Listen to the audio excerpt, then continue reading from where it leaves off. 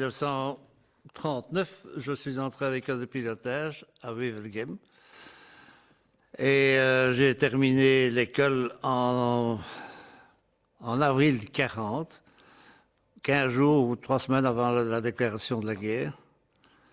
Et j'étais en escadrille, j'étais envoyé en escadrille à Bierzet. Et la veille, le PPR, qui était le pied de perrin renforcé, avait été levé parce que pendant des mois, on n'a pas pu avoir de permission parce qu'on craignait toujours la guerre. Et la veille du 10 mai, le 9 mai, on nous permet de ressortir. Et le 10 mai, c'était la guerre. C'est idiot, mais enfin. Et donc, nous avons pris nos avions, nous sommes partis et nous avons atterri, enfin, par plusieurs étapes. On est arrivé à Ostende. À Ostende, tous les avions avaient été descendus, mitraillés au sol ou descendus en l'air.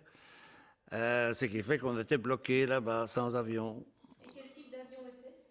Un Renard 31, c'est un avion de reconnaissance à aile haute qui faisait une vitesse ridicule à côté des Messerschmitt, évidemment. D'ailleurs, pendant notre retraite vers Ostende, on a été croisés par des Messerschmitt 109 qui ne nous ont même pas attaqués parce qu'ils trouvaient vraiment que ça ne valait pas la peine, quoi. Non, mais pour l'aviation, c'était absolument ridicule comme proportion. Parce qu'en réalité, qu'est-ce que nous avions comme avion? Nous avions des Renard 31, je vous dis, qui étaient un avion à aile haute, qui n'avait aucune espèce de performance. On avait une mitrailleuse qui tirait dans le champ de l'hélice, et c'était tout. Les vitesses, c'était le tiers peut-être d'un Messerschmitt. Il y avait quelques avions un peu valables qui étaient des Hurricanes qui se trouvaient à Diest. Mais je ne sais pas combien il y en avait.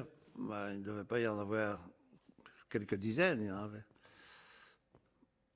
Et en dehors de ça, il n'y avait pas grand-chose, hein, des avions qui dataient de 20 ans, quoi. Alors, on a aussi, à certains moments, du fait qu'on devait absolument avoir des avions, on a acheté des avions italiens, des Fiat. Et quand on les a eus et qu'on a un peu gratté la peinture, on voyait que ces avions avaient fait la guerre en Espagne. Et ils avaient remis un peu de peinture et puis ils nous les avaient vendus. Donc, c'était ridicule, quoi. Et nous avons quand même un peu survolé et on voyait que c'était la pagaille la plus absolue, hein. Et on se rendait bien compte que c'était impossible à tenir. On était enfoncé de partout, quoi. Et je dois dire qu'on a accepté ça comme une fatalité en disant, bon, ben, il n'y a pas moyen de faire autrement. Donc on était à Ostende. On a dû redescendre vers... les Allemands sont arrivés. On a dû redescendre vers Gand, Lokeren, puis on voulait nous envoyer en Hollande pour être soi-disant démobilisés, mais on n'a pas cru.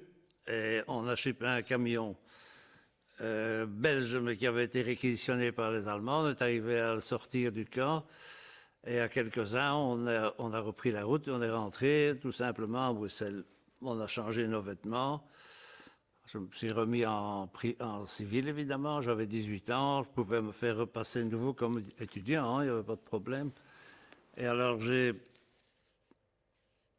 me suis engagé dans la résistance armée, mais avec l'idée de trouver surtout un filon pour partir en Angleterre. C'était très secret, hein, évidemment. Et on se communiquait par intermédiaire.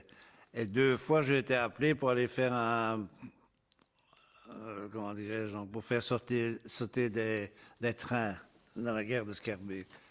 Et puis finalement, j'attendais qu'on vienne me chercher, on n'est pas venu me chercher, ce qui fait que finalement, je n'ai pratiquement pas fait d'opération en tant que résistant armé.